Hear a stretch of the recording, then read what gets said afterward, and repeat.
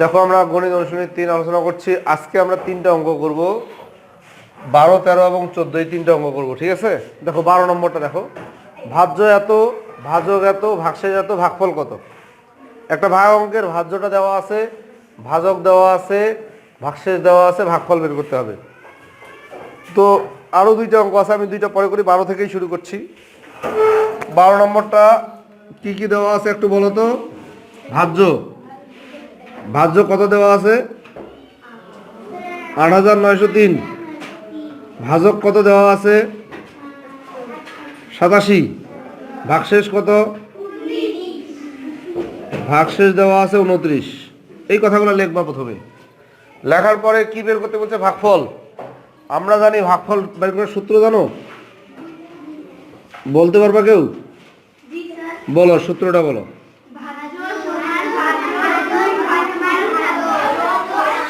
না, আমি বলি ভাগফল নির্ণয়ের সূত্র। আমি গতকালকে তোমাদেরকে ভাজ্য নির্ণয়ের সূত্র করাইছি, তাই না? এখন আমরা বের করবো ভাগফল। কি বের করতে বলছে দেখো। তাহলে ভাগফল নির্ণয়ের সূত্র ওইটা না, ভাগফল নির্ণয়ের সূত্রটা আমি বলি। ভাগফল সমান ভাজ্য বিয়োগ ভাগশেষ। ভাগফল সমান ভাজ্য বিয়োগ ভাগশেষ ভাগ ভাজক। এইটা হলো সূত্রটা। দেখো ভাগফল নির্ণয়ের সূত্র এটা পড়ে নিবা। হ্যাঁ, ভাগফল নির্ণয়ের সূত্র হলো ভাজ্য বিয়োগ ভাগশেষ ভাগ ভাজক। আবার দেখো ভাজ্য বিয়োগ ভাগশেষ ভাগ ভাজক। আচ্ছা, ভাজ্য কত আছে বলো তো? ভাজ্য হলো 8903 বিয়োগ ভাগশেষ কত আছে? ভাগ ভাজক কত আছে? 87। 87 কি এটা 87 না? তাহলে দেখো এই লাইনটা আমি কিভাবে করলাম একটু তোমাদেরকে বলি। এখানে কি লেখা আছে? ভাজ্য। এইখানে আমি ভাজ্যর যে মানটা সেটা বসাইলাম, ভাজ্য বসাইলাম। প্রশ্নে দেখো ভাজ্য আছে এটা, তারপরে এখানে ভাগশেষ আছে, এই যে ভাগশেষ। এদের এখানে কি চিহ্ন? বিয়োগ চিহ্ন, এই জন্য বিয়োগ চিহ্ন। তারপরে দেখো এখানে ভাগ চিহ্ন, এই যে ভাগ চিহ্ন। ভাজক 87, এই যে এখানে লিখলাম 87। এখন কি করব? এটা বিয়োগ করব, এটা থেকে এটা বিয়োগ করব। বিয়োগ করলে কত হবে? এটা বিয়োগ করলে 8874। এই যে এটা বিয়োগ করে এটা হইলো, ঠিক আছে? ভাগ 87। এখন কি করবো? এটাকে এটা দিয়ে ভাগ করব। তোমরা অন্য জায়গায় ভাগটা করতে পারো, অন্য জায়গায় ভাগটা রাব করবা, রাব করে এখানে বসাই দিবা, ঠিক আছে? ভাগ করলে 102 হবে। এই সংখ্যাটাকে এই 87 দিয়ে ভাগ করলে 102। কি বুঝতে পারছো?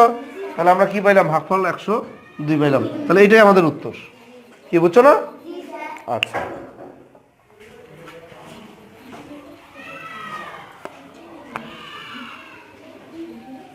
তেরো নম্বরটা দেখো। একটি কারখানায় 7 দিনে এতটি সাইকেল তৈরি হয়, ওই কারখানায় 3 সপ্তাহে কতটি সাইকেল তৈরি হবে? 7 দিনে এতটি সাইকেল তৈরি হয়, 3 সপ্তাহে কতটি তৈরি হবে? আচ্ছা, 3 সপ্তাহ মানে কি? 1 সপ্তাহে 7 দিন। 1 সপ্তাহে কয় দিন? 7 দিন। তাহলে 3 সপ্তাহে কয় দিন হবে? 21 দিন হবে। 1 সপ্তাহ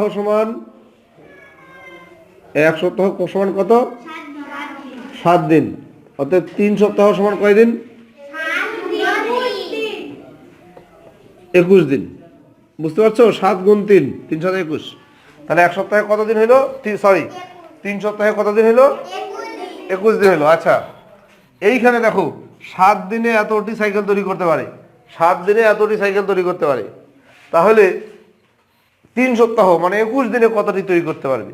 3 সপ্তাহে বাইর করতে বলছে না? তা 3 সপ্তাহে তো 21 দিন হয়। 3 সপ্তাহে কত দিন হয়? 21 দিন হয়। তো আমরা আগে লিখবো 7 দিনে তৈরি করে এতটি সাইকেল। 7 দিনে তৈরি করে কতটি সাইকেল? এতটি সাইকেল। কি বুঝছো? অতএব 1 দিনে তৈরি করে, 1 দিনে কি বেশি তৈরি করবে না কম? 7 দিনে যদি এতগুলো সাইকেল তৈরি করতে পারে, তাহলে 1 দিনে কম করতে পারবে না বেশি করতে পারবে? কম। কম মানে ভাগ। কম মানে কি? ভাগ। তাহলে 7 দিয়ে এই সংখ্যাটাকে ভাগ হবে, এই সংখ্যাটাকে, হ্যাঁ, এতটি সাইকেল। বুঝতে পারছো? এখন ভাগ করলে ভাগফলটা কত হবে? 360।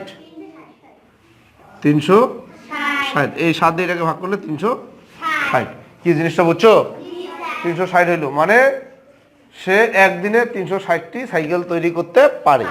কিন্তু আমাদের প্রশ্নে কি একদিনের কথা বলা আছে? বলছে 3 সপ্তাহে কতটি সাইকেল তৈরি করতে পারবে, তাই না? তাহলে একদিনে তৈরি করে এতটি, 3 দিনে কেন? 21 দিনে। 3 সপ্তাহ মানে কি? ইয়েস, অতএব 21 দিনে তৈরি করতে পারে। এই যে একদিনে 360টা, তাহলে 21 দিনে কি বেশি করতে পারবে না কম? বেশি পারলে গুণ, বেশি পারলে কি গুণ। তাহলে 360 গুণ 21 এতটি। এখন এটা গুণ করতে হবে। এইটা আমরা যদি অন্য জায়গায় গুণ করবো 7560 এতটি, তাহলে সে 21 দিনে এতটি সাইকেল তৈরি করতে পারবে। তো 21 দিন মানেই তো 3 সপ্তাহ। কি 21 দিন মানেই তো, তাহলে 3 সপ্তাহে সে এতটি সাইকেল তৈরি করতে পারবে। কি বোঝা গেছে? আমি প্রশ্নটা অঙ্কটা আবার প্রথম থেকে বুঝাই দিচ্ছি। একটি কারখানায় 7 দিনে এতটি সাইকেল তৈরি হয়, ওই কারখানায় 3 সপ্তাহে কতটি সাইকেল তৈরি হবে? তাহলে আমি আগে 3 সপ্তাহ আছে না এখানে, 3 সপ্তাহটাকে দিন করে নিব, কারণ এখানে তো দিনের হিসাব। কিসের হিসাব? 1 সপ্তাহ সমান 7 দিন, অতএব 3 সপ্তাহ সমান কয়দিন হলে 21 দিন। তারপরে লেখো এই লাইনটা, এই লাইনটা আমি কোথায় পেলাম? এইখানে দেখো, 7 দিনে এতটি সাইকেল তৈরি করতে পারে। তাহলে 7 দিনে তৈরি করতে পারে এতটি সাইকেল, অতএব একদিনে কতটি তৈরি করতে পারে? কম। একদিনে কি বেশি করবে না কম? এই জন্য ভাগ হইলো, 7 দিয়ে ভাগ হলো এতটি। তাহলে একদিনে যদি 360টা করে, তাহলে 21 দিনে কি হবে? বেশি করবে। 21 দিনে বেশি করবে, এই জন্য গুণ হলো। এটা গুণ করে 7560টি সাইকেল তৈরি করলো। কি বোঝা গেছে? তাহলে এইটাই আমাদের উত্তর।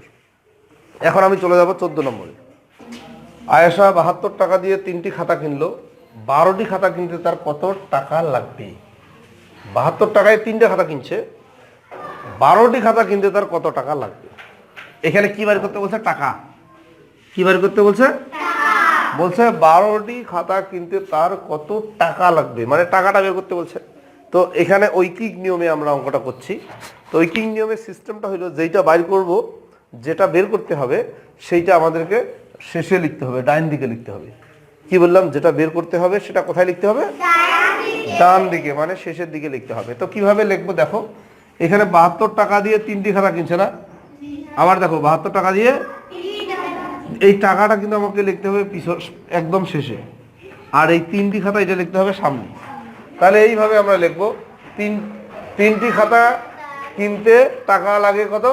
72 টাকা। বা এইভাবে লিখতে পারি, 3টি খাতা কিনতে লাগে 72 টাকা। জিনিসটা বুঝছো? মানে এই যে টাকাটাকে কিন্তু আমি শেষে লিখলাম, কিন্তু প্রশ্নে 72 টাকা সামনে আছে আর 3টি খাতা পিছনে আছে। কিন্তু আমি কিন্তু 3টি খাতা সামনে লিখলাম আর 72 টাকাটা পিছনে লিখলাম। আচ্ছা, তাহলে 3টি খাতা কিনতে লাগে 72 টাকা, অতএব একটি খাতা কিনতে টাকা কম লাগবে না বেশি লাগবে? কম লাগবে। 3টা খাতা লিখতে 72 টাকা লাগে, তাহলে একটা খাতা কিনতে কি বেশি টাকা লাগবে? কম লাগবে। কম লাগবে। টাকা কি কম লাগবে না বেশি লাগবে? আবার বলো। কম লাগবে। তাহলে ভাগ হবে। তাহলে 72 ভাগ 3 এত টাকা, এটা ভাগ করলে 24 টাকা। 3 24 72। তাহলে একটি খাতা কিনতে লাগতেছে কত? ইয়েস, 24 টাকা। এখন কয়টি খাতা কিনবে? তাহলে একটি খাতা কিনতে যদি 24 টাকা লাগে, 12টি খাতা কিনতে আমাদের বেশি লাগবে না কম লাগবে? ইয়েস, বেশি লাগবে। অতএব 12টি খাতা কিনতে টাকা লাগে, এই 24 12 দিয়ে গুণ, বেশি লাগলে কি হয়? গুণ হয়। গুণ করি, গুণ করলে কত হয়? 288 টাকা। এটা গুণ করলে 288 টাকা। বুঝতে পারছো? তাহলে 12টি খাতা কিনতে লাগতেছে 288 টাকা।